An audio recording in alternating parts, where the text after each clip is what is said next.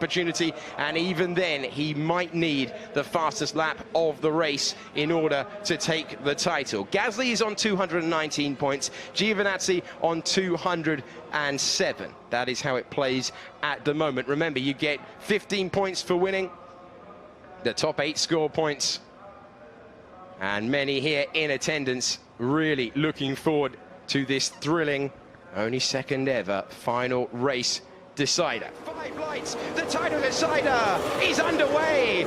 A lot of wheel spin for Lin immediately off the line, and that's given Nato a real opportunity. Chicotto's had to be blocked. Nato up to second. Sorokin thinking about going in there, and he's made it through. Big opportunity now for Giovinazzi to get past. He's down the inside. Will he have to get out of it? And meanwhile, they're moving their way through. Gasly right behind his teammate immediately, but these are perilous moments. This has got to be a major opportunity for it to go wrong for Gasly, rather than it go right, and he's diving out the way of a car flying past. Marcello getting very close to the Frenchman as they go into the turn 7 hairpin, and Sorokin throws one down the inside to take second place, or has he? They're about level in terms of momentum. Sorokin trying to give Nato the squeeze. Nato is a feisty customer when it comes to the braking zone, but it's exactly what Alex Lin wanted. He knows how to win races. He checks the steering wheel, he checks the rear view mirror, I should say, and Sorokin has got through under braking. He's moved up. So let's have a little look at the battle for the lead off the start. Big chunk of wheel spin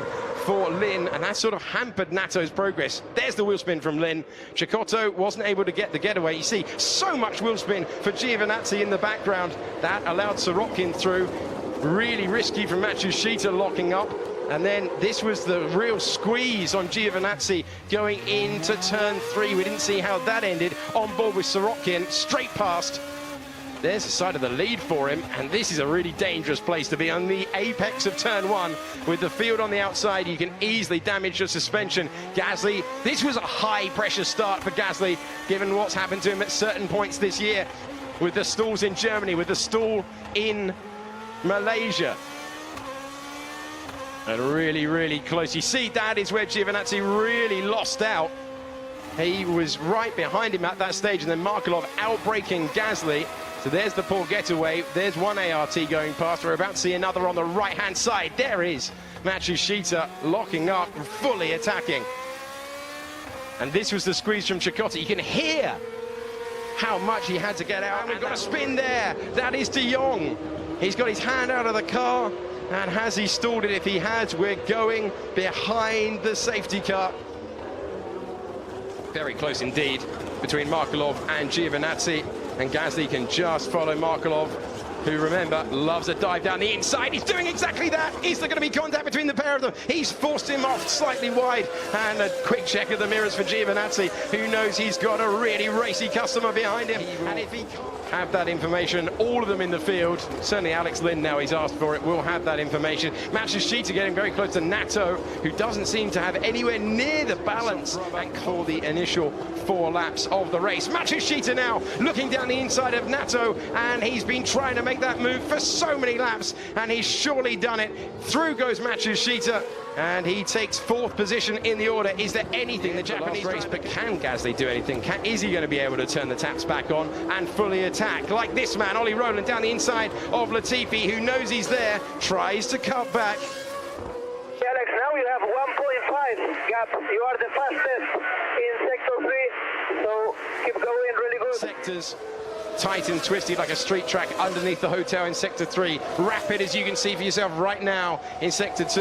And the most important one in the race is sector 1, with its mix of slow and high speed corners that, if you get right, really gives you momentum. Coming out of turn 7, we've seen that a couple of times from Markelov, who has made up the gap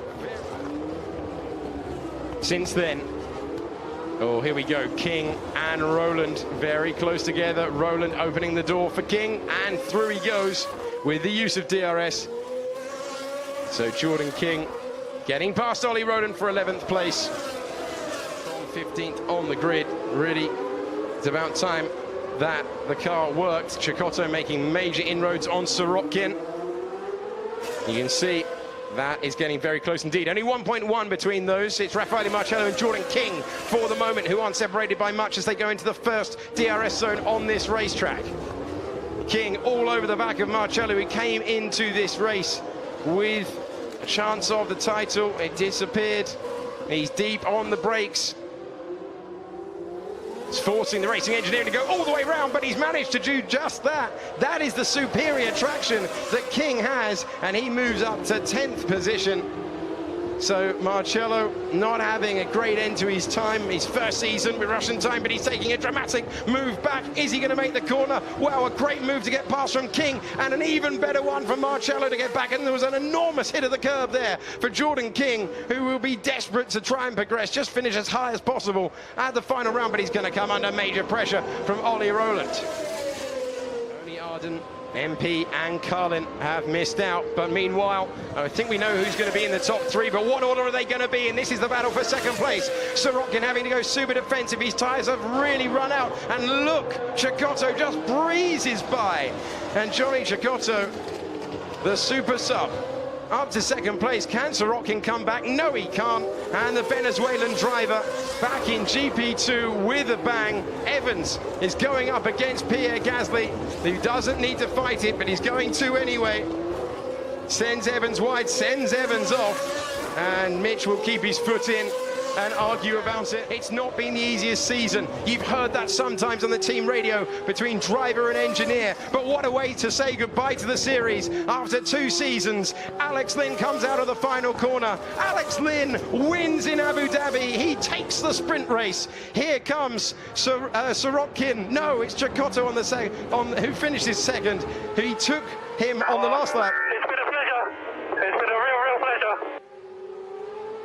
So Lynn is absolutely delighted, but the moment's arrived for Pierre Gasly. He can see what he targeted at the start of the season. Pierre Gasly crosses the line to become the 2006. So this was Evans and Gasly, this move, which I imagine will be investigated afterwards. Didn't affect the outcome of the title battle, but Evans just deciding to keep his foot to the floor.